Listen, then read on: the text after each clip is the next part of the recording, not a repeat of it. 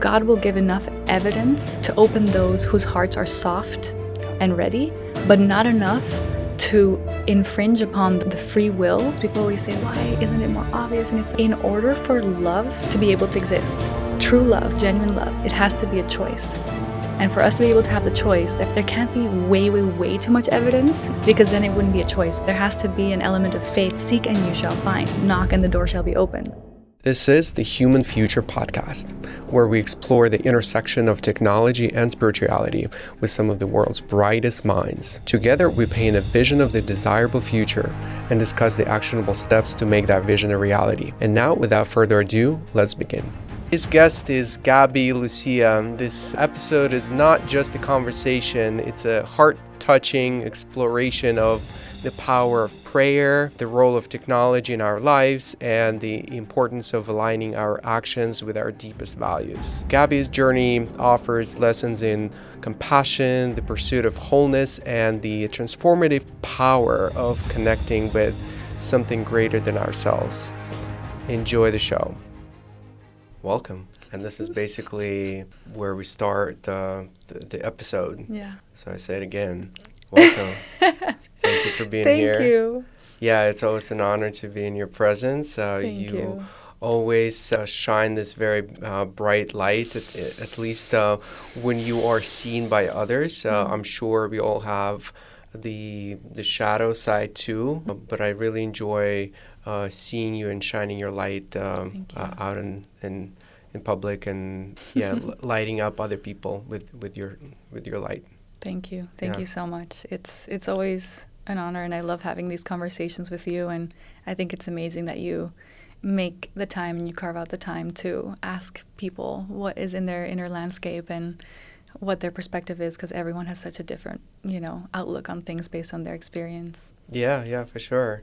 I think it would be cool to start from you sharing a little bit about your journey, and maybe talking about the important milestones and events and things that really shaped your character, your identity, some of the important, maybe all the way back to the childhood, something important that happened there. And then is this a therapy session? I mean, at times people do cry, but we don't, I never know where it's gonna go. But I like to set that stage of like who is in front to understand why they're the right person to talk about whatever we're gonna talk about. Amazing. Yeah. I love that.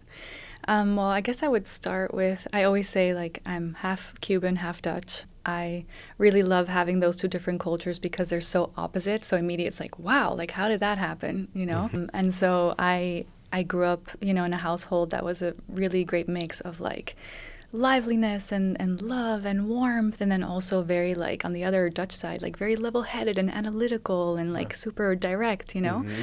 And so I definitely am a product of my environment.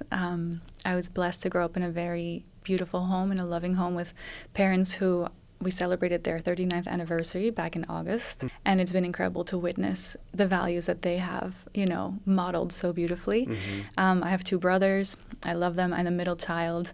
But that they say that the middle child has like certain characteristics, but I feel like when the genders are opposite, then it cancels out, because everyone has their special thing. It's like the eldest, and then the middle one is, What do you know about being the middle child? What are the common traits? Because I don't know. I only had a sister. They say that the first one usually is like coddled because they are the first one, and then the middle child sometimes feels like they get like lost in whatever family structure there is, because they don't have like that claim to fame in the family. Yeah. But I don't know. My parents always did an amazing job at really acknowledging everyone, and valuing every single one of us, and really making us, having us have the freedom to be ourselves and to express ourselves and to pursue our hobbies and our interests, and also to be very like intellectually inclined and driven, I guess, to be productive members of society, really, which I'm super, super grateful for. But yeah, so I grew up mostly in Spain.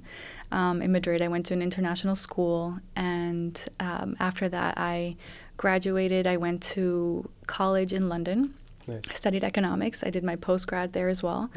And I was always a very like numbersy person. I loved numbers because they would like help me figure everything out. It made sense. Everything fits together. You can prove things. It just, you know, it like, yay, this like gives me a lot of pleasure, you know, for things to just make sense. And even though I love numbers, I also realized like I actually love people more. Like I love numbers, but I really, really love people. And so I remember I just started getting into like personal development at that time because I was like, how can I actually help people make a difference in their lives? How can I bring value to them in a way that's not necessarily inside the workplace, but outside the workplace, you know, because when we're so consumed by work, we might forget to deal with our inner landscape and our inner worlds and our relationships and our communication styles and things like that. So I just, I got really, really into personal development, and I ended up going to one of those Tony Robbins events, those 4-day events. And I remember it was like day 3, and I was living in London at the time. I remember thinking, how can this be my life? Am I going to spend the rest of my life like at a computer, like looking at a screen, like fluorescent lighting? Like, is this really it for me from now until like retirement? And I was like, this can't be the extent of it, you know? And so I just remember thinking like, okay, something needs to change, but I don't know how and I don't know what. So I went to that event seeking it. And on day 3, I remember, you know, sitting there and hearing Tony Robbins speak, and he got really close to where we were sitting, and he was like, you know that there's a decision that you came here to make, and that's the reason that you're here. You may not even know it, but it is why, you know, God brought you here today. And I was like, I wonder what he's talking about. I was like, boom, and it just hit me. I heard, you know, a voice in my head say, you have to quit your job. And I was like, what? Like, I am like, you know, 24 years old. How am I going to like quit my job? What am I even going to do? How am I going to support myself? But, you know, life is miraculous. In the moment that you set an intention, everything conspires to make it happen. And so, you know, these little coincidences started aligning. I started meeting the right people. The path started opening up. And I ended up, you know, like having the ability to work from my laptop and travel wherever it is that I wanted to go. And I was actually on my way to Brazil because I really wanted to go to Rio de Janeiro, because I have a few friends who live there. And I love Bossa Nova, and I just fell in love with the culture and the mountains and everything. And in the end, I had like a layover in Miami. Exactly like 6 years ago now. And I felt like I had to stay. Like I was here for like a day, and I was like, I don't think I need to get on that flight to Brazil yet. Like there's something in my spirit that really wants to stay here.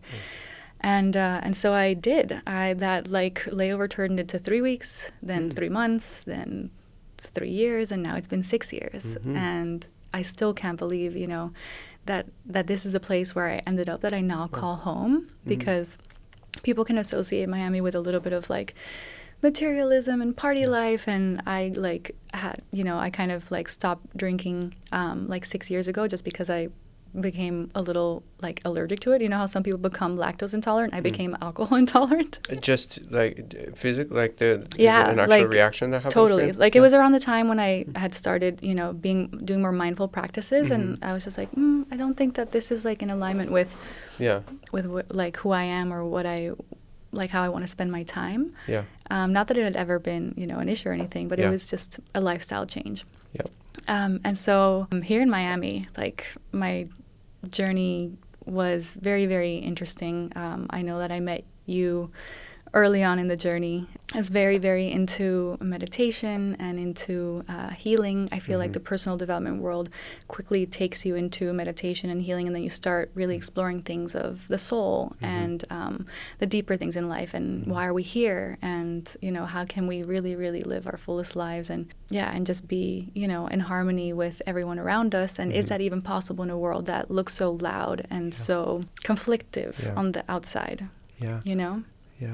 Would you say the Tony Robbins event was the catalyst, or were there some other events that brought you to a big shift in your... I mean, I would say definitely the thing that got me to the Tony Robbins event, at least part of it, and the reason that I was like looking for a change in my life, apart from like the fact that it was like dark at 4 p.m. in London, and I was like, I can't do this. Like, I have to be in a place that has palm trees at least, you know, a place with like more daylight and a place where I can spend more of my time outside. You know, that was something I was craving because growing up I had always gone to Puerto Rico and Cuba to be with my mom's family, and I just loved that ability to just spend most of your time outdoors, even working, you know, like just being able to be on my laptop and work from the outside here. It's just wonderful. But yeah, around the time I also had like ended a relationship with like one of like my most serious boyfriend coming out of college. And I think that was also a little bit of a catalyst of like, okay, you know, I really need to see what it is that I want to like make of my life, because he's moved on, and I feel like I'm like here kind of like a little bit heartbroken and haven't really seized the fullness of my life. What can I do, you know, to see transformation in me? But yeah, I was very, very drawn to the healing world and the meditation world for a long time. I did one of those 10-day meditation courses, you know, where you meditate 100 hours in 10 days. And I think we're all like always really seeking, right? We're always seeking wholeness, because we feel like there's something that we need to heal. I know now that for me that was like a God-shaped hole. The only thing that was missing from my life was like having a true personal relationship with God. And the definition of that has changed a lot for me in the last few years. What is God? What is God? Yeah. Well, wow. I mean, that's like such a loaded question. For me, I mean, God has become like my best friend, like my protector, my healer, my the person who I go to for wisdom, for comfort, for consolation. I think I used to refer to God more as like the universe before. And then it all really became very concrete for me. This is fast forwarding in the story a little bit, but I hit like a rock bottom in my life, maybe right after COVID, when everyone was in the pandemic. The first year was great of the pandemic. I mean, we had like dinners where we were able to have really, really beautiful conversations with people. And I think we were lucky here in Miami to have the ability to go outside and things like that. But after that, you know, I started having like PTSD episodes and panic attacks at night, and I didn't really understand why this was happening when I was doing all the right things. You know, I was doing all the like yoga and the intention setting and the meditations and the energy healing and whatnot. And I had even tried ayahuasca and, you know, psychedelics and mushrooms. And even then, like, it just, things didn't seem like they were going quite the way that I expected that they would. And I remember one day, like, I just got down on my knees, which wasn't a posture that I really typically had. And I said, I'm no longer going to ask the universe for help here, because I've done that, and look at, like, where I am. Maybe I need to change who I'm directing my question to, you know, or asking for help from. And I said, whoever created my soul, you must love me, right? Like, if you created this earth and you created love and you created like my soul, then it must mean that you care about me and that you love me. And I said, if you're real and if you're listening, please help me. I don't know if I can continue living like this, because the panic attacks had gotten so bad. I wasn't even able to like go outside and spend a lot of time outside, because I was like overstimulated very easily after COVID. I know a lot of people had long COVID symptoms, right? Like that gave them brain fog, or like just different like digestive intolerances that they had never had before, because it impacted our nervous system, you know, on many different levels. So we're seeing the effects of that. But for me, it had a tough impact on my mental health. And so I would start isolating, and that was very unusual for me, because I always loved being around people. But in that isolation, I just remember, hitting that rock bottom, saying that prayer. I said, whoever's out there, if you're real, if, you know, I just want to know the truth. I just want to ask for help. Like, please help me, because I don't know if I can live anymore. Yeah. And man, like, that was probably the most important prayer that I've ever said in my whole life, because a couple of days later, it was Valentine's Day, and I was invited to go to a church. And I was like, no offense, like that's not really my thing. Like I was, you know, like raised Catholic, but not really. But like, you know, that I just didn't find spirituality there. I didn't find any real, like me personally, you know, like I know that people have different experiences. For me, it was like, you know, the church that we went to in Spain, I thought it was very dry, very rule following. Didn't seem like there was a lot of love or grace or just like depth, you know. And so I had already just crossed that off, thinking that's not where I'm going to find anything. Right. And in the end, you know, I hadn't seen this person who I bumped into on Valentine's Day. I hadn't seen them in 4 years. Yeah. And they said, just give it a chance. You never know. You never know. Like, the music is beautiful there. Like, at least you'll be able to experience, you know, some great music. And I know that, you know, my family, my 2 brothers are musicians. So he knows that I love music. So it was a great way of getting me to be interested and open. He said, you have nothing to lose. And I said, you know what, you're right. Like, I'm open to anything right now. I would have never been open before that moment, you know, to go to a church. And so I went to this place called VOUS Church for the first time. And I walked in, and immediately I just started crying. Like, I just felt like this sense of relief, and I couldn't explain it because, like, you know, even when the sermon started after they were singing, I was like, I don't, like, this is not in alignment with, like, all the beliefs that I have had these last 6 years that I've been, you know, in my spiritual path. Yeah. But for some reason, like, something about this feels really right, you know, like there's truth to what they're saying, and maybe I have been wrong about some things. And it was so, like, humbling for me to start, like, reconsidering what I had built my entire life on and my entire identity on, you know. And so I had a lot of cognitive dissonance, right, of like, like, I don't know, but my spirit is at ease. And at the very end of that service, they sang this song that the lyrics were, I have a peace that surpasses all understanding. And I was like, wow, that actually perfectly accurately describes how I'm feeling right now. And so I just kept on going back. I kept going back because it was the only place in like on Sunday in the middle, you know, at the end of my week, that I found like something was healing me, like truly healing me and building me up and restoring my life. And so, long story short, like, I started, you know, reading about who is this person, Jesus, that they keep on speaking about, you know, and like, why do all these people say that they have a relationship with him? And why do they all say, like, it's not about religion, it's about a personal relationship with a living God, you know, a God who wants to know you, who cares about you, who's just, like, waiting for you to open up to him, you know?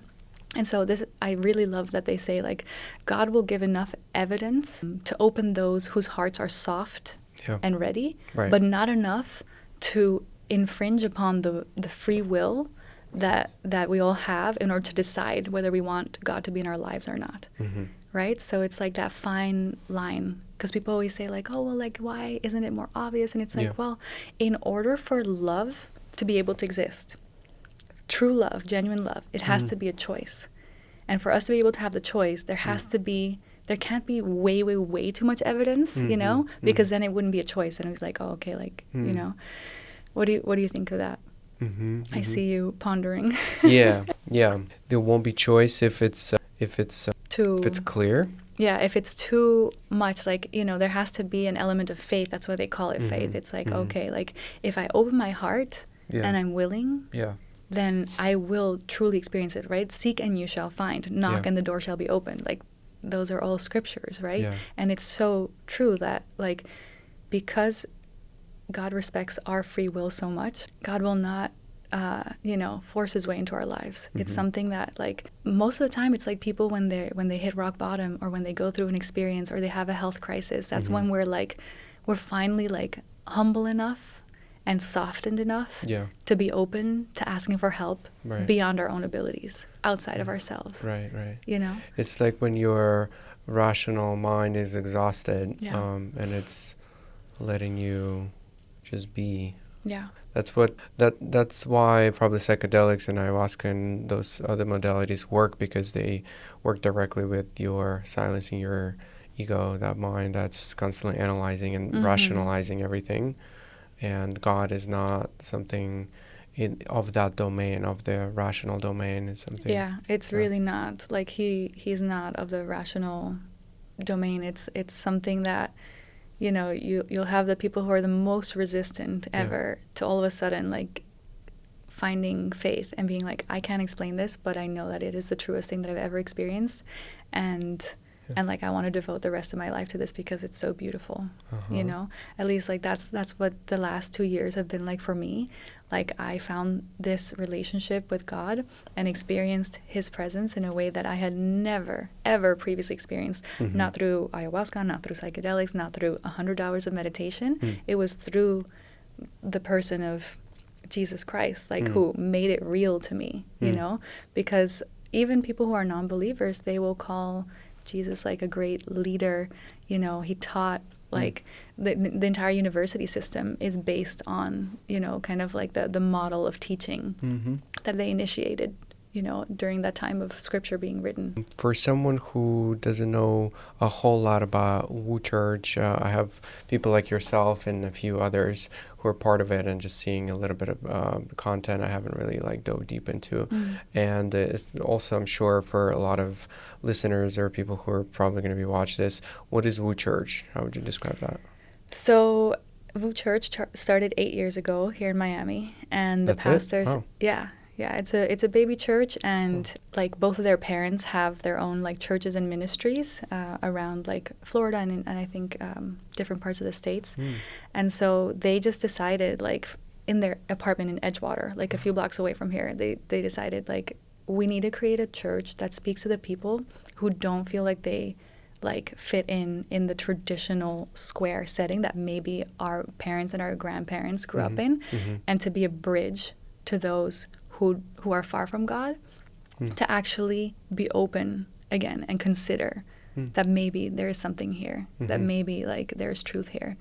And they do an incredible job at making everyone feel super welcome. And at the end of the day, it is a community that is built on values of love and service and selflessness and community and like celebration. And it's just, I've never experienced what I've, you know, experienced there, the way that people take care of each other, look out for each other, take each other under their wing. Like people walk through those doors like broken or isolated, and within a few weeks or months time, like they come out like healed and restored and on the top of the mountain, you know, like really, really. And it's because of that healthy community, and because they end up, you know, having a personal relationship with God. Through the teachings of Scripture. What happens outside of the, how do you call those meetings every Sunday that you have? The service? The service, yeah. Outside of those meetings, do you guys still gather as like a sub-communities, sub-little groups? Yeah, that's an amazing question. Yeah, so what they always say is that they want to make, you know, because a church is big, like there's a lot of people, there's at least 2,000, 3,000 people who go to the services. So it's like, how do you make a big church community like real and tangible in a way that's effective in your life? And then they have small groups, and they're called VOUS crews. And so every other week there's I don't even know how many there are now, but there's so many groups. They gather in different parts of Miami. I actually lead one in Brickell now, as of last year. Nice. And it's just been so amazing because it allows you to go somewhere and like meet people. Maybe they've been going there for 7 years, maybe 6 years, maybe just 2 weeks. Maybe they've never even been to VOUS, but they watch it online and they're like, I'm going to take the first step. This seems less daunting. Let me go to a small group instead. And like I've seen people become friends through it. I've seen people like meet the love of their lives through these groups and like get married and now like have, you know, like their first baby on the way. I've seen people have breakthrough and like even like connections of like job opportunities because like, oh, I know someone who can help you out. Okay, well, like everyone just wants to like come together and like help each other and be like resourceful, you know, in that way. And what we do in those crews is we have a structure. So we just follow like a set of questions based on like the previous week's sermon or something. And then like at the end we talk about, does anyone have anything that they need prayer for? You know, like is there anything that we can support you with that you're going through in your own life? And so for me, before I became a crew leader, I went to a crew in Brickell, and that was a place where I was able to ask all my questions like, hey, like I'm coming from this like really different background, like I was into a lot of different spiritual things and tried a lot of different things and, you know, lean more towards like a little bit of Buddhism, a little bit of that, like, you know, like how do you answer all these questions? And they just like through love and through understanding and through like this is what we believe, and we believe that it leads to like a fruitful way of living, and like just ask God to show you, you know, and like he'll reveal himself to you. And that's exactly what happened to me. At the beginning I was super like skeptical and resistant, and I was like, there's no way that I'm not gonna be a church person or like a Christian. I was like, you know, for me, I had just always been, I guess, like Christianity can be very misrepresented in many circles, and because there have been things that have been done in the past that were not loving, you know, in the name of Christianity, when actually like nothing to do with who God is and nothing to do with what Jesus taught, right? And so I think that can put a lot of people off. But when you actually, you know, practice those ways of living, of service, of selflessness, of even like sacrifice, you know, in the most beautiful sense of the word, of discipline, of gentleness, humility, right? Like you actually end up living in this state of perpetual grace, because you're no longer like striving so much in your own power, but you're relying on something that's so much bigger than you. You know? So that was like a real, like, God ended up healing my PTSD, my panic attacks, everything, everything that I was going through, he healed and he restored. I remember there was a moment where I had to decide, am I going to do like therapy, like biochemistry therapy, like ketamine therapy for my brain to heal the PTSD? Because this is like a literal condition, like I was diagnosed with it. So am I going to do that, or am I going to give God a chance? Because all these people that I'm meeting are saying God's a healer, and I'm like, I don't know that, like I haven't like experienced that, you know.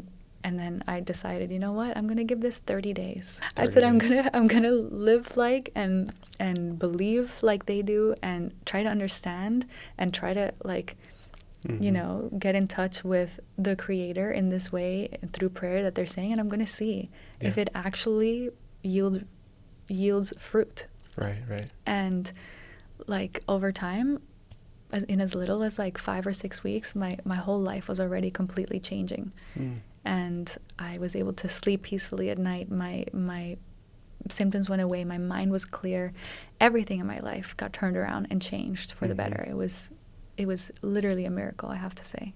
Yeah. It sounds like when you feel disconnected from the source and not supported, that's when all of the anxiety comes from, because you think you're out there by yourself. Totally. Right? And then once you find that reconnect with the source, with God, which for me, you know, I still don't necessarily use that word to describe probably very similar things out there. But it does work for me. It's maybe I speak often to it through my higher self. When I do get insights and messages, I interpret it as it comes through my higher self. Yeah, for me, that was like the term that I would always use as well. And like now we say, like for me, I refer to that as the Holy Spirit now, right? It's funny because they have the same initials, it's like HS, right? And so, yeah, like when that guidance just drops in and you're like, this did not come from me, and this is like, wow, and you just feel such a deep sense of peace, you know? When you are reliant on that Spirit of God, I feel like everything aligns and you're able to trust it. You're able to really, really trust it and let go of like the reins that we sometimes so tightly grip. Yeah. What would you say from your experience was the highest, when you heard that voice the most, when it was like as obvious as someone else just saying something to you? Well, there were actually 2 experiences, and I would say these were like my most like incredible, undeniable encounters with God's presence that like I wouldn't like, it was like unbelievable. So one of them was during that, actually maybe both of them were during that 30-day period that I was like, okay, I'm going to give this a try for 30 days, right? And if not, then I'm going to have to do like some ketamine therapy or something like that. Yeah. And I remember we had driven up to this other church that's like up in Orlando, where where it's what they call a little bit more spirit-filled. So if VOUS is a church that is really intended to be a place that's welcoming for people who are completely new to the faith, right? It wants to be a bridge for people to start having a relationship with God. Then this one is kind of maybe a more mature church in the sense that it's like people who have been in the faith for a very, very long time. And also like a lot of, you know, I don't want to say supernatural things, but yeah, you really do have like, you know, encounters and miracles that they witness there. And so I was like, I need a miracle. So like, I'm gonna check this out. Like, I don't even know what this world is like. And I really am just understanding it. And I want to get as many data points as I can, you know. My analytical brain was like, okay, you know, let's get all the data. All of the, what's it called? How do they call in like CIA, like intelligence, all of the... Oh yeah, evidence? Yeah, just all the information and evidence. I was like, let me gather everything that I can. And so we like drove up there. It took us like 3 or 4 hours. And I actually drove with like 4 friends who previously were also kind of like, they were like ayahuasca ceremony leaders, and like had been on the spiritual path that I had been on. And so one of them had a dream of God, of Jesus, like in the middle of the night. And then he like started going to church, and he left behind his previous life completely. And so it was very interesting that like this group of like 5 of us had like a radical change in our previous path, and we're now like considering this. It was very like, we were like, it's like, are we, you know, like what are we doing? Do I know any of them? Well, yeah, you know, Alba, obviously, right. And then I don't think you know the other 3 or 4. I see. But it's been interesting because I've had other people reach out to me now that I've been a little bit more open about my change in my spiritual beliefs, who've said like, hey, like I've also had like this inexplicable like change of my direction, and it was the last thing that I ever expected. I'm like, yeah, me too. Trust me, you know, the last thing that I ever expected. And so we drove to this place, and I remember it was like the evening service. We were all there, and every one of my like friends that I went with, like they had already had like a revelation or a breakthrough, and they were like, wow, oh my gosh, God is so good, he's so real, this is incredible.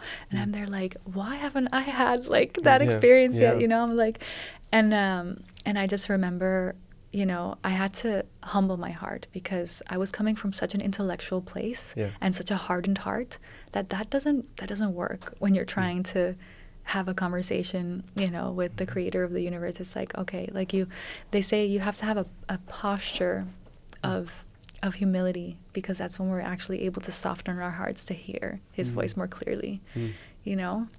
And so I just remember I said, you know, okay, like I give up, like, what is it? What do I have to do? Like, I really, really just want to experience this, and I want to believe, and I want to get healed, and I want to like just understand, you know.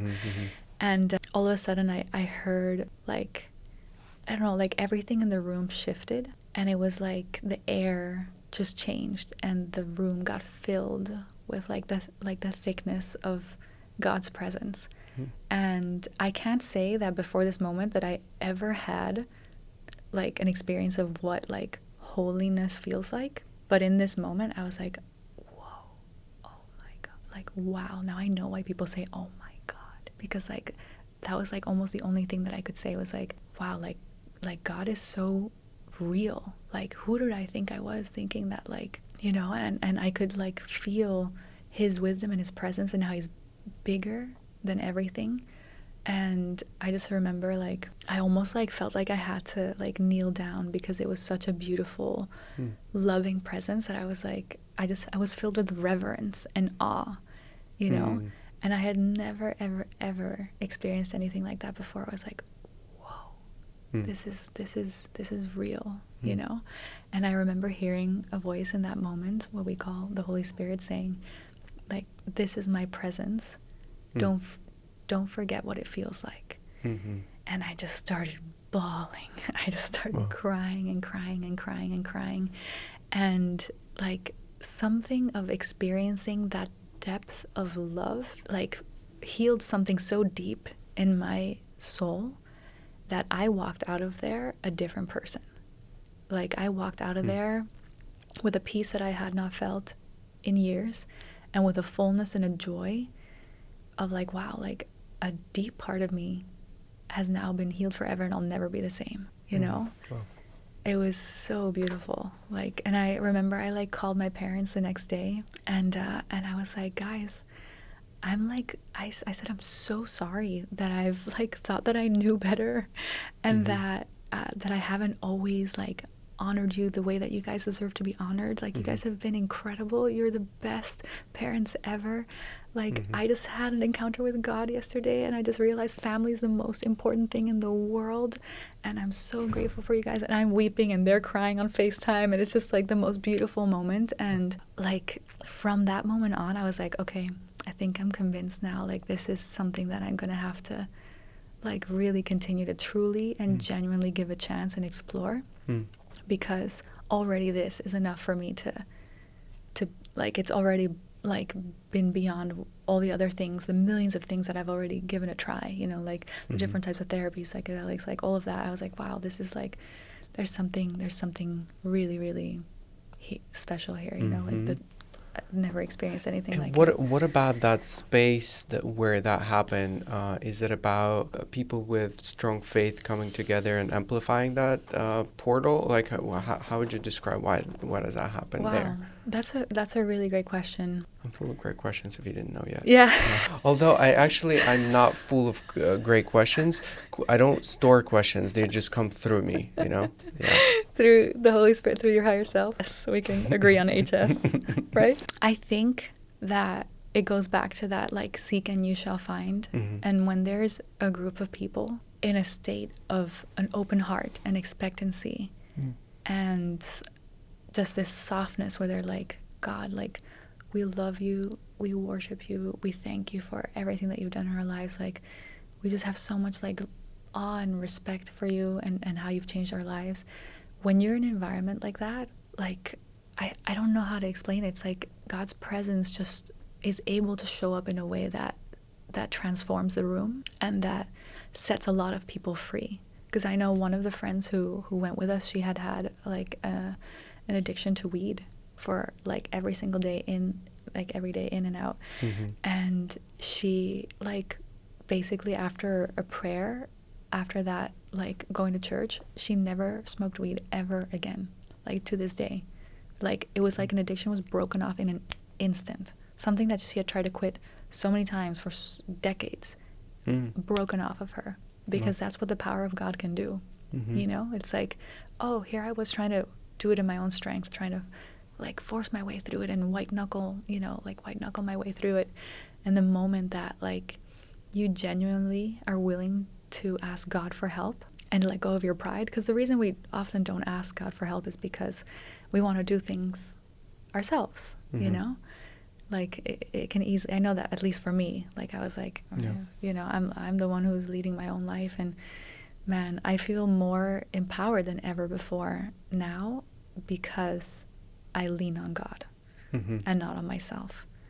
Like, I don't lean on even my own understanding. I lean on the wisdom that God reveals, you know? How do we create more spaces and situations like that in the world? How do we multiply that? I don't know. Is there a chance, like, or is that a natural? I mean, that's way? what God wants. Like, that's Right. God's heart, is that all his children would, like, want a relationship with him, you know? Like, it's as simple as saying a prayer and saying, God, if you're real, show me. Like, that is, you know, the most real prayer that has changed and transformed the most lives. If we're talking about, like, the power of transformation, and we look at all the different methods that we have for that, be it personal development, be it therapy, be it healing, being this, like, whatever it is, like, I don't think I've ever seen transformation the way that I have seen, like, even on YouTube, the amount of thousands and thousands and thousands of testimonies of people saying, hey, one day I said this prayer and my life was radically changed afterwards, and I'm a different person now. Like, they have freedom from mental illnesses, from addictions, from unhealthy relationships, from anything that you can imagine. And it's like, that's the love of God does that. Completely changes us from the inside out and is able to set us free, you know, is able to liberate us in a way that we've never been free before. And so, to answer your question, like, how can we actually multiply that? I think that, like, when we, like, they call it a testimony, right? When someone shares what God has done in their lives, it opens up like, oh, wow, like, I didn't know that was possible. And all of a sudden, like, if someone shares a story that's similar to yours or you can relate to it, then you start reconsidering, like, I've been closed to this my whole life, or I've maybe thought different things my whole life, but this person is sharing that they were able to overcome their addiction through that, or their PTSD through that, or you know, they used to feel a void and they would fill it with materialism, and now they're a different person, and they all have the same common denominator, and that is having a relationship with God, a personal one with them, with God. And that really just comes from a soft heart, genuinely seeking and wanting to have a relationship, because you will not be disappointed when you have that intention. Like, it's real, it's interactive. Like, God becomes like a best friend. I have not felt alone ever since that moment, you know, that I let God into my life.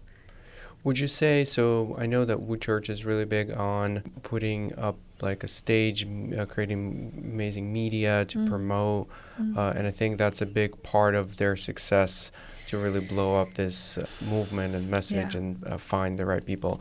So maybe not to put words into your mouth, spread this awareness through kind of well-crafted media that... Yeah, 100%. And I think that you have to meet every generation where they're at. Yeah. You have to look at our society and our culture, and you have to really ask God for guidance. Like, how can I get creative and reach people who don't think that there's an answer there, or that they don't need it, and like be that bridge for them to be reconnected to what you said, the source, right? And like the pastors at VOUS Church will often say that, like, hey, we know that we have, you know, great branding and an awesome, incredible band that does beautiful music, and we know that, you know, there's a lot of like different things that might be the reason that you walked in here, but ultimately it's not about that. We only do it for your heart to arrive at a place where you're open to considering entering into a personal relationship with God, right? And so you really have to meet people where they're at. And so I think that they've done an amazing job at designing their outreach in that way in a city like Miami, where most would say that can be lacking a relationship with God and you know, love and selflessness and humility. Like, that's not what most people would associate with our city. And if you have to think about human evolution and our connection to God as like a thread throughout that process, it feels like connection to God is like almost like a sine function, goes up and down, and people forget and then they remember again. Is that how you see it, do you think, or is there a different process? Well, I don't know if I can try to think of an answer to that. I would say that God is writing a story throughout human history, and you know, our generation maybe has lived in times that didn't have war directly, and now all of a sudden that's happening again, right? And what that really does is it shakes us up, and it makes us like go off of autopilot and think about like the deeper things in life, and like, you know, beyond just like, oh, social media, this and that, and entertainment. It's like, oh no, like lives are at stake, like things are happening in the world. And so I think that sometimes the way that humanity works is like things have to get worse before they get better, because unless we hit that threshold, we don't wake up. Right. We can easily be on autopilot and just kind of like, oh, well, like not until, like for me, like not until I hit rock bottom was I able to say a prayer, reach out, and have my life completely transformed, you know? And so I think in our own lives, it is a pendulum swing, right? Where like you can either learn the hard way or the easy way, but it's like usually we're more receptive in those times of challenge to be able to ask for help. Do you see, what do you see in the near term kind of future for humanity? Are things going to get much worse before they get better? Is that kind of how you see it? I really don't actually have the answer for that. I in my circles, I have seen more people turn to God, people who never ever thought that they would. And that for me is an answered prayer and a huge blessing to see and be a part of. I don't know, like, at a grand level, at a mass level, where people's hearts are, because I know that, like, you know, you, for example, you're a person who cares a lot about these types of things and these types of questions, and creating content that's conscious and that spreads awareness and that seeks to make the world a better place. Unfortunately, that's not where everyone's attention is right now, because we live in a society where the media is designed to make us have our attention on fleeting pleasures and fulfillments, rather than like long-lasting true foundation of peace and security. Right? And so I think it really, you know, it's dependent upon the person. And if I was, you know, I'm only the product of my environment. I feel very blessed that I grew up in a home where I've had, you know, great parents who modeled great values and have always been people of integrity, people of service, people of generosity, you know. But that isn't the standard, you know, that isn't the thing that we see all across the board. And so I see it as like my sense of duty of like, oh, like I have to like be of service to those who didn't grow up with that, because it was a gift. You know, I didn't earn that in any way. It was just the cards that I was dealt. I would interpret it a little bit differently. You chose that family before you came here, and you dealt your own cards, or your spirit, or your non-physical part of you before coming in here, chose the place and time to continue evolving in this dimension. Yeah, I honor that, and I respect that, and that's exactly what I would have said before 2 years ago. And I guess my version of it now is God put me in this family at this specific point in history in order to become a part of the story that he's been writing since the beginning of creation towards right this moment now, in order to point people back to the source of love that is, in my opinion, the only solution that we really, really have to turn around society. Because that's what happened in my life at a micro level, and in the lives of millions and millions of others who I've watched their testimonies on YouTube and met at church, right? Their stories.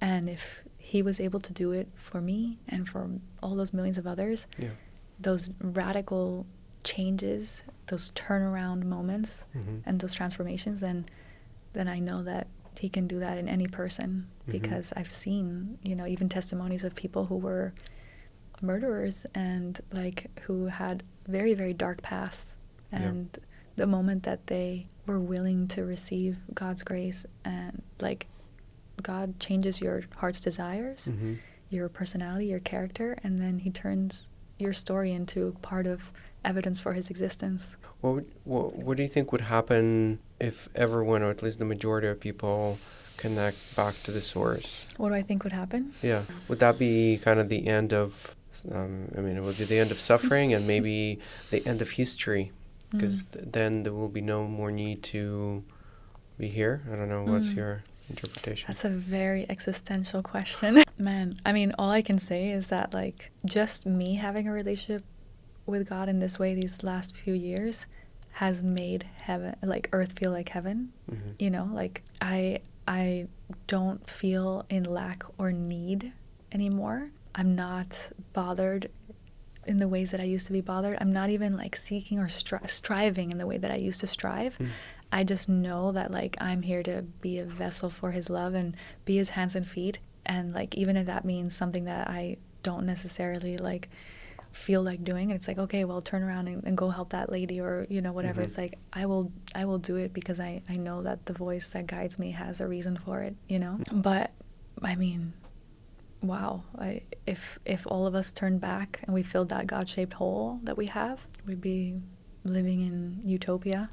You know? Yeah, because it feels like, you know, our purpose here to discover, maybe using your terms, that, you know, God created us, and now we need to spread this knowledge and help more people discover that.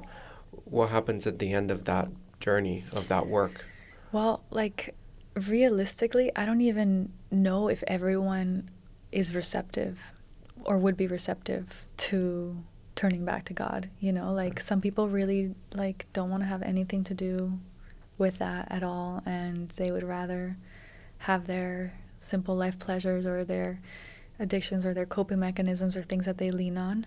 I don't think that I'm like well versed enough in like scripture and things like that yet in order to have an answer for that question. All I know is that I have like complete peace over the future because I know that the heart of life is good. I know that the Creator is loving and He wants all of us to experience His love. And that's why it's like it's our responsibility, once we find that source and that answer, to spread it to those people who still feel, you know, like wounded or broken or lost or captive. What would you say if I ask you what is wrong with the world? So I love this question because it's kind of something that I have been thinking a lot about since we last spoke. I think in order to talk about what's wrong with the world, we also have to look at like how did we actually get here, right? Like what are the sources that led to the problems that we now see in our world, right? Sure. In its simplest way, I would say right now we are like the biggest problem is like there's a love deficit, right? There's a connection deficit. Why? Because technology is so widespread that it can become an inhibitor to our connection rather than a support of our human connection, which I know that you strongly believe in as well. It can be used for good or for bad, right? Because you use media in ways to connect people, which is beautiful. But when it comes to mindlessly scrolling on things and ads and marketing and things like that, and things that don't necessarily promote the values of harmony and peace and connection and healthy relationships, then it's not really, you know, useful. I would say that we see, well, so in terms of problems, we might see like broken homes, right? Where maybe one of the parents is physically absent or emotionally absent. We're also looking at people with more addictions than ever before. We're more depressed and medicated than ever before.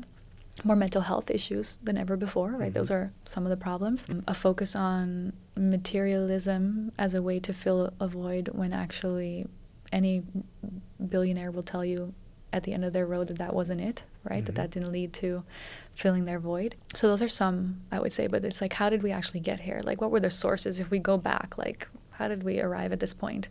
I would say that there's 2 or 3 main things. The first one would be the world wars that we saw at the beginning of the 1900s, right? And in the middle, be that World War I, World War II, Vietnam War, everything. What those wars led to was a devaluing of human life, right? Because 2 countries are going to war with each other, or multiple companies going to war with each other, countries. And it leads to generations that are heavily impacted in terms of PTSD, right? Post-war generations. So people who had parents who were in the wars, they have parents who were never the same after that. You know, like my grandmother, she was... I remember her family like housed and helped a Jewish family stay safe in Holland during World War II, you know? And like people being in bunkers and hiding and like all this stuff, obviously that's going to heavily impact your life, your world perception and all of that. So I think we are the product still, this generation is the product of fathers or grandfathers who were in the wars. So they either had parents who were physically absent or emotionally absent.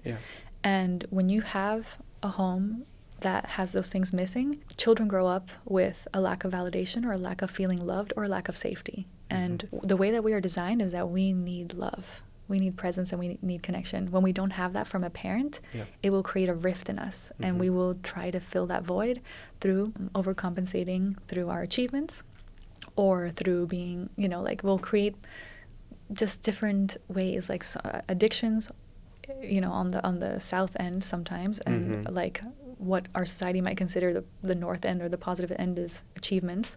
But it's all kind of all these ways to try to like get attention or get validation that maybe we were missing when we were younger. And also like the father figure in the family is the one who gives us our sense of like direction, our sense of worth, because our mom is there to nurture and love us, but our father is there to affirm our personality and our identity, and to give us direction and courage to go out into the world and mature, right? And so if we're missing that element in a lot of different families, then you can already imagine that it's going to create a lot of people, a lot of children who go out into the world and become adults, quote unquote, who are leaning on coping mechanisms and addictions, and or overly striving through achievement, getting burnt out, overworking, right? Trying to gain money, maybe even at other people's expense, right? We can see all types of things. So you can already see how that's one big source, right? That has led to where we are now.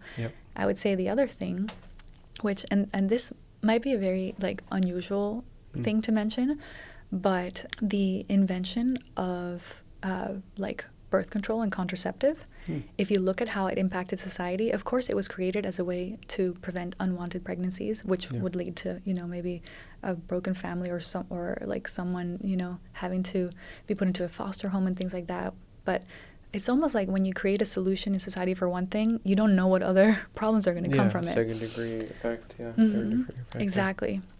And so at large, what we saw after the invention of, you know, the birth control pill or the condoms, and that was like at the end of the 1800s or like the 1940s or something, there was like a revolution that relationships between humans for the first time in history were able to be solely based on pleasure and transactional hedonistic purposes. You know, it's like no longer is the expectation like lifelong commitment because there can be a serious responsibility that comes from this interaction because there could be a child that's born. No, it's like now we can freely enjoy each other, but also that means that if you take that to an extreme, it means that relationships can become transactional. People can be reduced to objects for our own pleasure, right? And it erodes the like expectation of commitment in society. And so we have people, you know, now we all walk around saying like, oh yeah, like I have commitment phobia or whatever. It's like that, like commitment and like families are the bedrock of society, of a healthy functioning society, right? Like it's what our society is built on, is like history and family nucleus, you know? And so when that's eroded and there's no longer commitment because we've made things so like transactional and so like pleasure based without like the depth that can also go hand in hand with that. Like how long have you and Monica been married now? Married since 2016.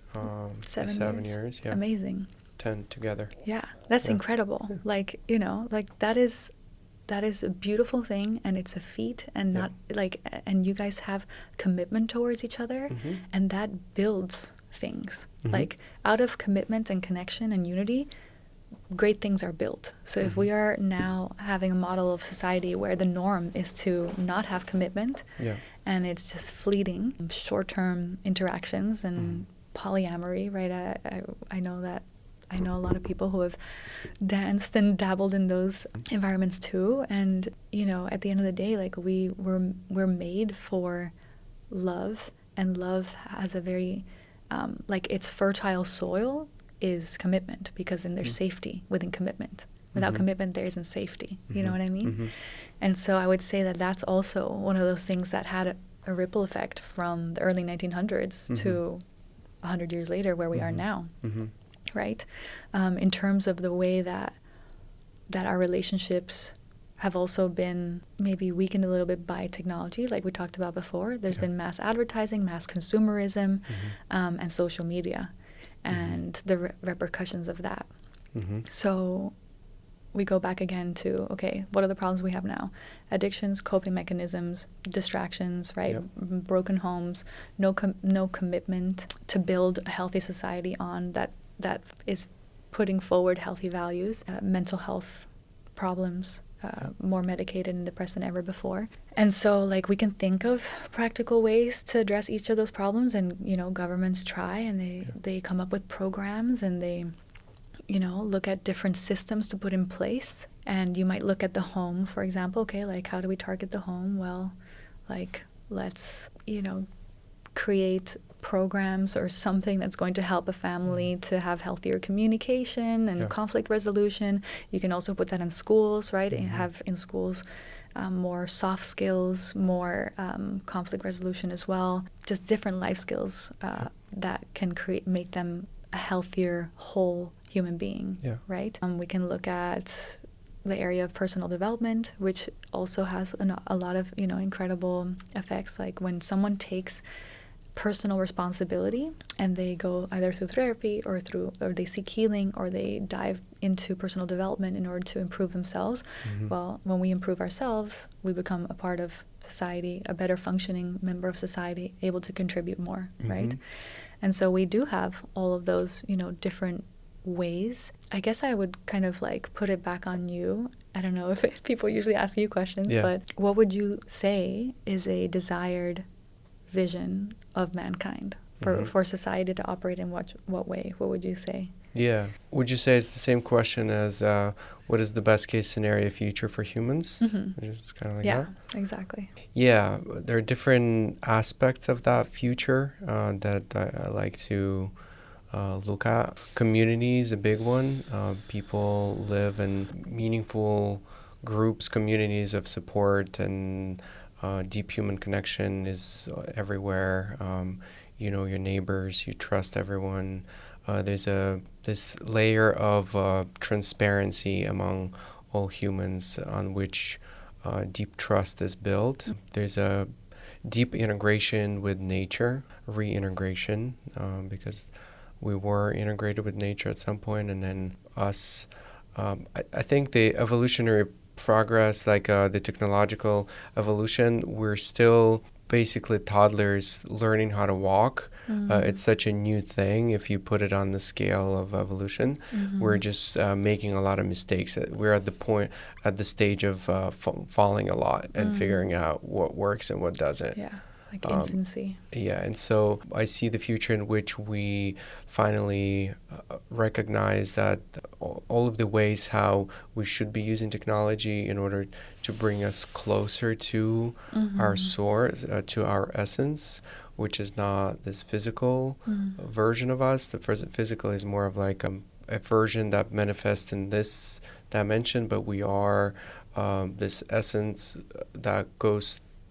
It's multidimensional, goes through different dimensions, and it just has a body in this dimension and so I see our way of using technology is that brings us closer and closer to our own essence by, in fact, you can interpret what already is happening as the path towards it, and I'll give you an example. The more we simulate and replicate human function, like creativity and other functions. Before we thought only humans are able to do that, and now we say like, certain functions computers can do even better than most humans, which means what we thought is a deeply like human function is replicable by... Right, so we were off on the definition what it means to be human, and it basically peels off the layers of our understanding. It gets us closer and closer to what is that source that can't be replicated by technology.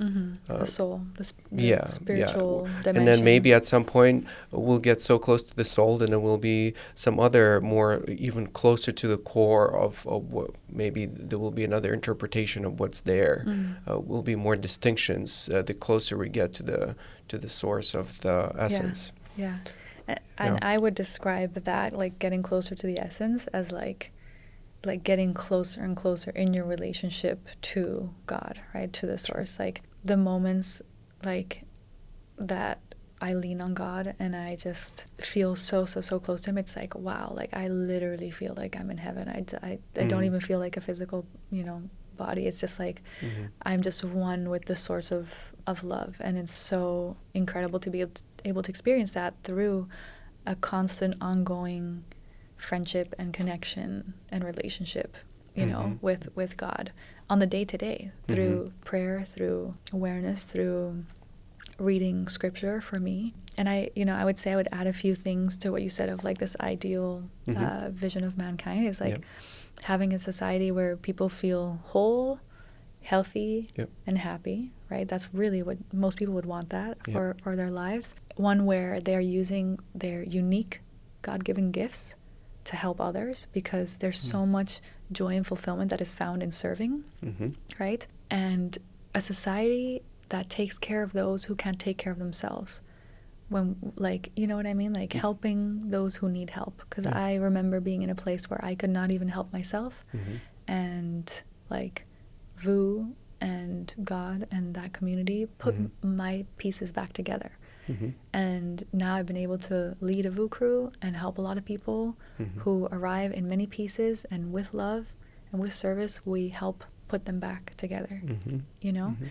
And I think the reason that for me, I believe so strongly in like what I've witnessed and what I've experienced and what I've seen for my friends and what I've seen in these stories of testimonies on YouTube is that like God's love can fill the void that wherever we're lacking because of whatever thing that happened in our past or in our home or with our parents or whatever, fills the void of that love.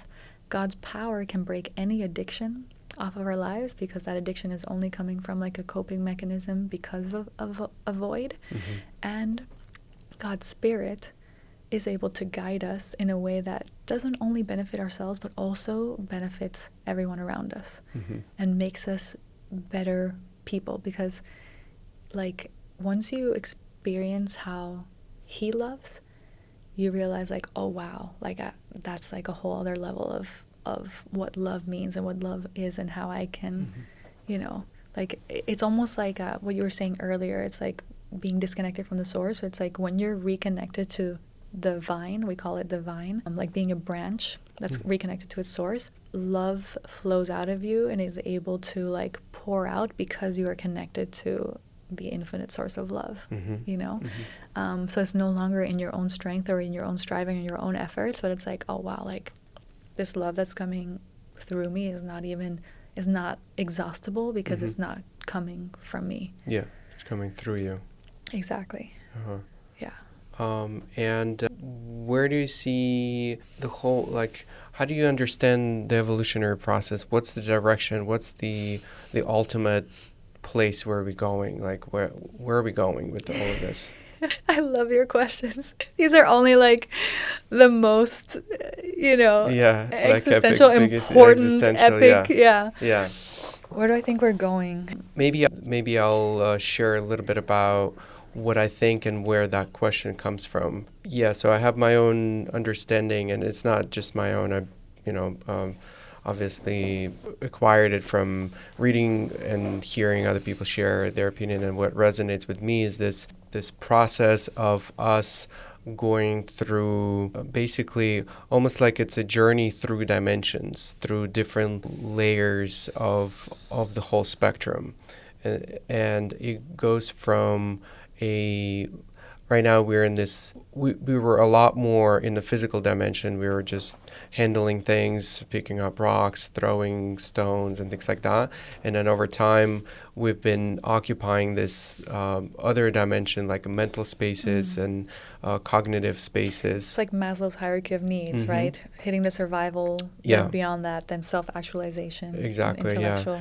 And through that process, I feel like we existing in more and more subtle layers of reality to the point where maybe our consciousness will just escape this one, not even escapes, just leaves to the other realms in which maybe those spirits and so that's kind of how I see it. It's interesting because like if we look at ancient Egypt and like they talk about how the spirituality back then was like such a high level, and they had technology that was like beyond, you know, what we know now, and yet like humanity didn't dissolve into like, you know, a spiritual dimension, and like I guess I can only speak from the vantage point that I'm at now, right? Because I think we used to have maybe much more similar perspectives in that, and I hear it and I'm like, yeah, that's like exactly what I would have said word for word myself as well a couple of years ago. And I think I love to look at, and I think I've mentioned this before, but like near-death experiences and what people who have, you know, maybe they were clinically dead from an accident and then they were in another state and they come back, right? And I've read books and studies and reports on this, and I'm fascinated with the topic because it's like, okay, who's going to tell us more than anything what's on the other side? It's like people who have been there for a little while and then came back, you know? And they actually just released a new movie called After Death in the cinemas. It's literally in the cinemas right now. I went to see it. It's really well done. You've seen it? Yeah. Amazing cinematography. Wonderful. Stories? Yeah. Great. Stories of people who had been to the other side and came back. And what they all share is that, well, there's people who have positive experiences and people who don't have such positive experiences, which is very in alignment with what maybe we believe in the faith of, like, there's a happy afterplace, heaven, and there's a not so happy afterplace, right? And people compare that as well to, like, that's just like a symbol for, like, you know, you can create that on earth depending on what you focus your mind on. Like, if your mind is on heavenly things, you will experience heaven on earth and things like that. I don't know. I don't think any of us can truly say, right, like with full certainty, because we really don't know what's on the other side of the veil. And this is why I love to look at these examples and what they say, at least the people who have been, like, who literally experience heaven in this beautiful place, like, they experience more love than they've ever felt in their entire lives. They are faced with a person or a being. Very often, even if the person was not like of faith or of any specific background, they say, like, this was the last thing I expected, but I saw Jesus. And they're like, I'm not even, like, I'm a Buddhist, I don't know why I saw Jesus. Like, there's obviously different experiences. Some people just see a light, right? But what always happens is that the person, the being, God, says, you have to go back in order to love. Like, you still have loving to do. And so that shows us, like, the main thing that we're here to do is to love and to spread love. You know, people will come back from those experiences. Sometimes they're like, how can I be in this world? Like, I don't want to be here. I want to be back in that incredible state of love with my creator. I want to be back there.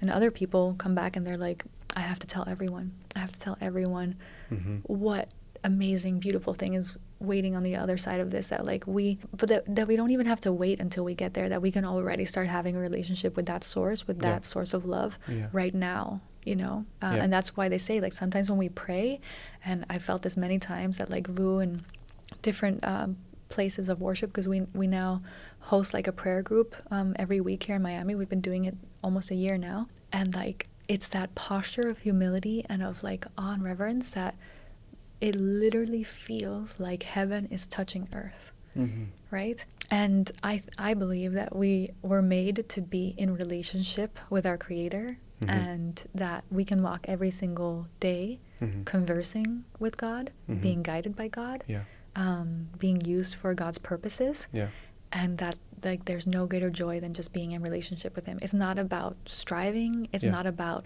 gaining more knowledge. It's not about evolving even. I used to think, like, oh yeah, this is just for my spirit to expand and for my vibration to rise, and, like, I'm just, like, my soul is evolving. Like, now what I've believed, like, you know, at least the vantage point that I've been in the last 2 years is always actually just about deepening my relationship with God, deepening my relationship with the creator more and more every single day.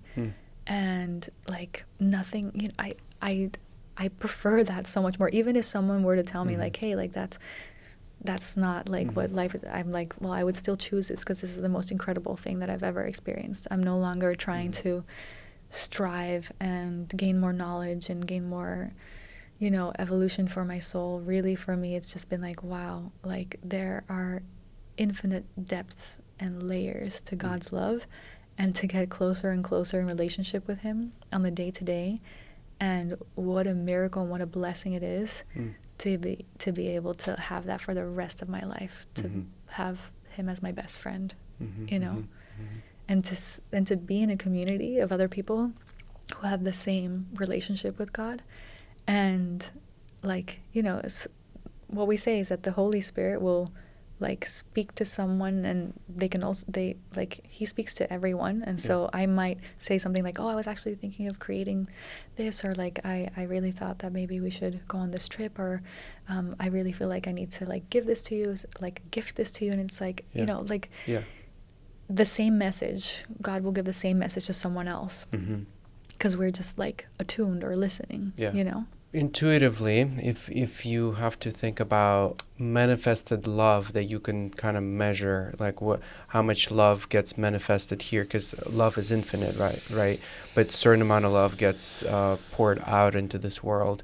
Over time, do you think the amount of love have been staying the same? It's been getting more or less? Like intuitively, what comes up for you? You mean from like the beginning of humanity to now, like over history? Through human evolution, through So it's interesting, because I think that we see, like, you know, 200 years ago we didn't have the media that we have now to be able to see what's happening around the entire world. Right? So we would have had a very limited perspective. But then now that we have media, we also have to be careful, because I think that news outlets can also skew and perpetuate a lot of fear, as if that's all that's happening around the world, when actually it's not, right? It's fear-mongering. And so I don't know if I have like an accurate description of that, because I actually am sitting right here in Miami, and I don't know what's going on around the entire world. People in Australia, Mauritius, Spain, Holland, Hawaii, like I don't know what the actual global consensus is, what the balance is, whether there's more light than darkness right now. All I can say is that I do see, I don't know, like based off of like YouTube and people sharing their stories of like having incredible life experiences where they're like waking up and like finding God or finding love, and like being pulled away from maybe their previous lifestyle. I feel like God's family is growing, you know, the people who choose to be what we call like the kingdom of heaven.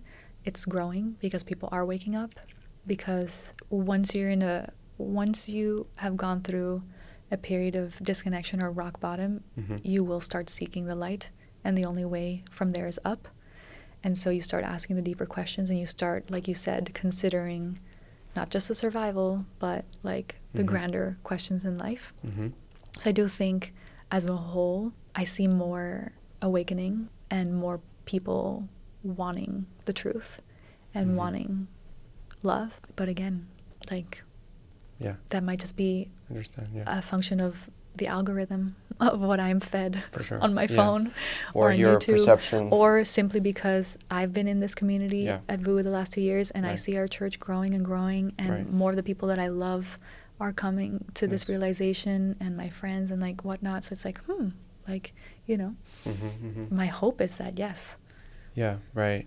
And would you say there's a direct proportion relationship between consciousness and love? Like the more conscious we become, the more love gets to come through us? I would say so, yeah. Yeah, for sure. I mean, it depends how you define like consciousness, but like I would say the more aware and the less autopilot that we become, the less distracted that we become, the more that we realize that like love is the most important thing. And it's the reason that we're here. I would like to think that the more humans evolve, the more conscious they become. In general terms, there are certain forces and things that kind of go against that. Misuse of technology and make us feel distracted and not present is certainly not helping. But I think generally, the more access we have to knowledge, the more aware we become, and that maybe is also helping with expanding love. I don't know. You know, like, I think all the information that could ever be out there is out there now because of the internet being so like widespread.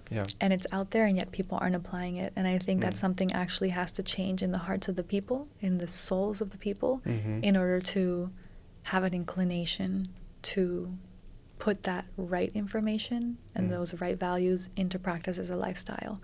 So like, we can have all the technology we want, but if we don't have a soul change, it wouldn't make a difference, because, you know, look at all the terrible things that still happen in our world. I saw the movie The Sound of Freedom earlier this year. I don't know if you've heard of it. Yeah. It's about, like, child trafficking. Oh, yeah, right, yeah. With Jim Caviezel and Tim Ballard. And I saw that movie, and Kirill, I'm telling you, at the end, when the credits were rolling, I, like, felt God's heartbreak over what's happening in the world, and that it's happening right now, and it's all around the world. Yeah. And we're just, like, living our lives because it's not in front of us, and it's not directly correlated to us, so it doesn't impact our day-to-day. But there's millions of children. Like, the way that they show it in the movie is just so brilliantly done, because it's such a terrible topic, but they show it in a way that's, like, suggestive, not direct and, like, you know, traumatizing, but like they really show you, hey, this is a reality. This is a true fact of reality, and, like, there's people who are consuming this kind of content and who are in the market for this. And you know, like, an 8-year-old girl, like, being in a hotel room and like 11 times a day different visitors, you know, like, it's horrifying. Wow, and that industry is growing because you can sell a child for thousands and thousands of dollars. And so that's why kids get kidnapped off the street in, you know, Colombia or Ecuador or wherever, you know, where and they're smuggled into countries where people with money are able to, like, act on these impulses. And so it's like, when you ask that question, like, do you think the world is getting better the more that we evolve with technology? I'm like, well, like now that I know that these things are happening, and I have, like, friends in the church who are involved in these types of help initiatives, you know, where they go and they help the kids, like, when they're rescued, to be able to be reintroduced to society and heal and, like, be in like emotional rehab, right? It's something that, like, I can't disconnect from anymore. And so at the end of that movie, I literally, like, my heart was breaking. My heart was literally, I had never felt so heartbroken in my whole life, knowing that this was happening. And like, the credits were rolling and everyone just started, you know, standing up and walking away, and I was sitting there crying, weeping, but it didn't even feel like my own grief. It felt like God's grief of, like, this is happening on earth, and like, amongst my children, you know, my creation, and it breaks God's heart. And like, I remember there were 2 girls next to me, and they were, like, talking about, like, oh yeah, I need to, like, get a new apartment because, like, I don't like the view from my apartment. I'm like, it's not even been 10 seconds that this movie has finished, and already, you know, their mind is already somewhere else, instead of, like, what can I do? How can I be a part of the solution? You know? And, like, when I tried to stand up, everyone had already left, and I tried to stand. The people had come in to, like, clean the cinema and everything, and I'm sitting there and I'm still crying. I tried to stand up. Girl, I fell to my knees from how much I was crying. I literally was bent over, weeping, and we were supposed to go have dinner after that, because we went with a few friends, and I said, guys, I'm sorry, I can't. I need to go home right now. I need to pray. I need to ask God, like, what to do right now, because this is just breaking my heart.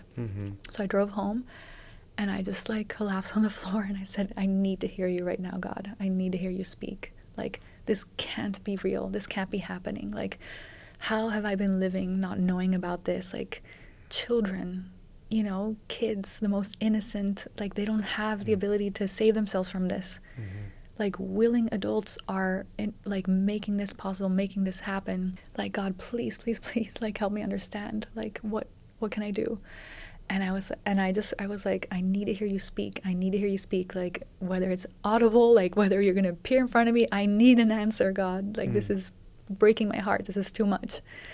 And I remember, like, as clear as, you know, any person speaking to me, I heard him say, you need to use your voice about this. You need to spread awareness on this topic, and you need to start a podcast. And I was like, okay, you know, and that was the first time in my life that I really felt like God was asking me to do something for him, because I've been asking, you know, we've been asking Source to do something for us all the time. But like, this was like, I really felt like, okay, if you want to help, this is what you can do, you know? And so I know that a big part of whatever I do in the future, like I have background in like therapy and PTSD. I've been through it myself. So like, I know how to speak to that, you know, and I've done like courses and certifications on trauma healing and all of this stuff. And so now I'm seeing like, oh, like all the dots are connecting. Like that's something that I can hopefully, God willing, use in the future to be able to support anyone who's coming out of this type of situation. So yeah, I just feel like, you know, that's an example of technology being used to spread awareness in a way that's meaningful and impactful. What I loved seeing is that so many people not only donated after seeing that movie, but like bought tickets for their friends to go see the movie, because you're so moved by it that you're like you need to go see this. Like we can't, like I remember I told my mom to go see. She's like, I don't know if I can handle that. Like it's too heavy. Like it would break my heart. And I was like, that's exactly why you need to go see it. Like let it break your heart, because when your heart is broken, you will be moved to do something about it, you know? And so one of the lines that I loved in the movie, because the person who was leading all those rescue missions in the movie, he's a follower of Jesus. And he said, like, one of the drug lords, or like who was like helping him bust the operation of the child trafficking, said to him, why do you want to do this? And then he answered, because God's children are not for sale. And like that line, you know, that moment, that really, really happened. And they portrayed it in the movie so, so powerfully. And it's like, man, what is going to move your heart to think beyond yourself if it's not innocent children, you know? Wow. So. Yeah. I am certainly aware of this issue, and I know some people you're one of them, who are deeply moved to the point of tears to this cause. There's definitely something about you being involved in addressing that, for sure. There's some kind of like a very deep connection to healing that in the world. In terms of podcast, I'm happy to support in whatever way I can. You know, I'm a podcast master, or becoming one. Yeah. Have you thought about like how would that work, and what are you trying to do with it? Yeah.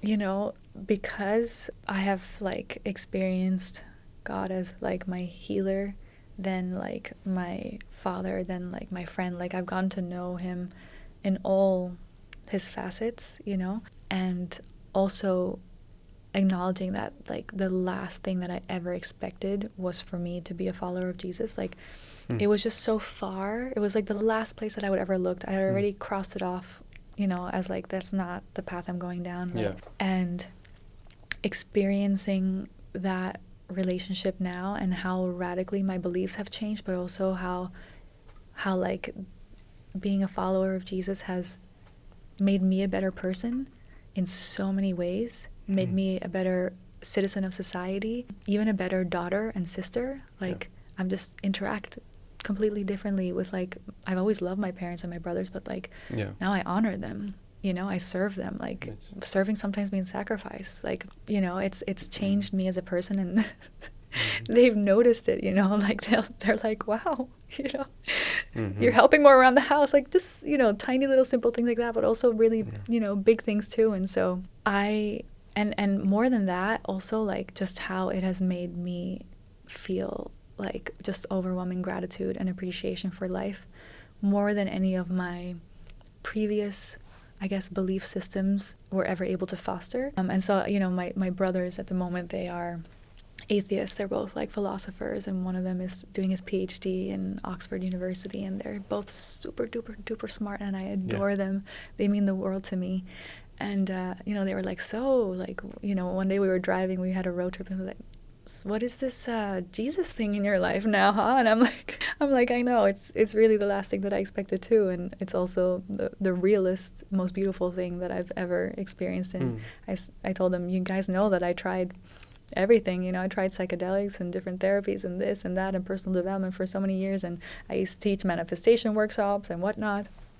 And I have to say, I told them, I said, even if even if someone at the end of my life, you know, or like someone were to prove to me like, hey, by the way, like that's not true, or that's not the way, or God isn't real, or like Jesus like isn't who he said he was, like whatever, I said I would still choose this lifestyle simply because of how it's made me a better person, how much peace I feel, how much joy I feel, how much service has come from this, how much more like spiritual maturity and just maturity in general has come from it, and like just the impact that it's had on my life and those around me. I'm like, I would still choose it, you know, no matter, even if someone told me that it wasn't true. Like this is like given me more fruit, results, and happiness and love and joy than any other thing that I previously considered. So just on the basis of that, you know, but beyond that, I said, you know, you guys won't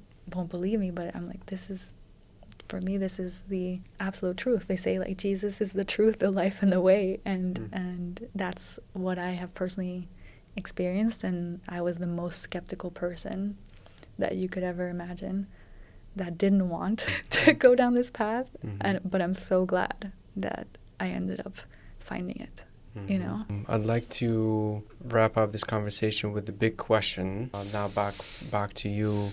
What is the best case scenario future looks like for humans, and what can we do now? What can we start doing now to kind of increase our chances in manifesting that type of future? Wow. No biggie. So like I said, you know, I think that wholeness, happiness, health, right? Like individuals who are using their gifts and their talents in a way that contributes to society. People who have a cup that's overflowing in the sense that like they are able to help others because the source of love isn't directly coming from themselves, but it's coming from an inexhaustible source. Helping those who can't help themselves, a society in which we look after those who need us, like children, right, in the child trafficking pandemic. And so I would say like that's a desired vision, right, of humanity, is like community, healthy relationships, commitment, wanting to build things that go just beyond ourselves, just beyond short-term, fleeting fulfillment or pleasures, but actually like long-term vision for not just our children, but our children's children. That takes us thinking beyond ourselves, right? Can I intervene and ask you a follow-up? Yeah. How do you see our relationship with technology there? Like, what's the ideal place of technology in that desired vision of humanity? I think that it comes down to people having like a set of boundaries because there's always going to be media created that doesn't serve humanity, because people want views and they want to fearmonger, right? Like in news articles sometimes and things like that. So it's up to us having a sense of personal responsibility in knowing that our view is our vote. So what you're viewing is what you're voting for more of, right? Yep. And so it really goes back to us, like voting for the things that are going to create a healthy society and supporting the values that lead to life, not death, right? That lead to unity, not disconnection. And so that kind of leads me into like what are some practical steps. And I think we spoke a little bit about like finding healthy communities whose values you align with, addressing like the home, because children come, like we're the product of our homes and of our education, of our schooling, right? So obviously those are two very important areas for me. And you know, I know that you've asked this question to a lot of people that you've probably spoken to because of what I've seen and what I've experienced and the journey that I've been on these past few years, and how much my relationship with God has changed me. Like the power of prayer, you know, like prayer, you can read thousands of studies on the power of prayer and how it has an effect that our human minds can't fully comprehend, but God operates outside of that people have seen miracles and true transformations and life changes through the power of prayer. And I would say anyone who's, you know, watching this, like in the future, the simplest prayer that you can say is, God, if you're real, show me. And if you're real, use me for good. Use me for your purposes. Use me for good. You know, it's as simple as having a soft heart and a true, genuine willingness to know the truth and to want to understand, and like that prayer will be answered. We just, seek and you will find, ask and you will receive, knock and the door will be opened. And so having a genuine heart of saying, if you're real, show me who you are. I want to feel your love. And then once you have that relationship, it's like, okay, now that I know you, now that I've built a relationship with you, my question, my prayer now is, God, how do you want to use me? Because he gave me my life back. Like, Kirill, 2.5 years ago, when I was in my rock bottom, I didn't think that I was going to continue living. Like, I would not be sitting here if it had not been for God. Like, I remember being in my room and thinking, I actually do not want to live if this is what my life is going to be like, with like this brain fog and this PTSD and the panic attacks and these mental afflictions and just like this isolation. And I can imagine a lot of people went through that during the pandemic, but also like a lot of people are going through that right now because of the disconnections that we can see in our society. And so anyone who's in that place, or anyone who has an addiction, anyone who feels stuck or like they're missing something, just pray, just ask, soften your heart. And like, I think what helped me a lot was looking on YouTube at stories of people who who were sharing their testimony, because it was more evidence and more data points of like, wow, like, man, these people, like, their whole life has been completely changed, and they're saying they've experienced the most love they've ever experienced, and it's led to so many beautiful results and domino effects in their life. And like, they came from the same background as me, or they had the same, problems as me, and now they're set free. And that for me was like part of the reason why I kept on going. And that's actually something that's shared in scripture. They say we will overcome like darkness through the power of our testimony. Right, through the word, through the power of our testimony. And I think it's a beautiful thing. And like you said, stories like this, using media for good, it's so possible, and it has to come from a willing heart. And I believe that once we pray, God's Spirit is able to change our heart completely. Beautiful. Thank you. Thank you. Thank you for again shining your light, for sharing your experience, being very open and vulnerable and authentic as always. Thank you. Hopefully this recording will impact some lives once they see it, once they resonate with this message, and maybe it will bring more people into the VOUS church, or just to God in general. That'll be my prayer. All glory goes to God. And it's such an amazing way to experience the life that he's created for us, is like, walk in partnership and collaboration with the source of love. Beautiful.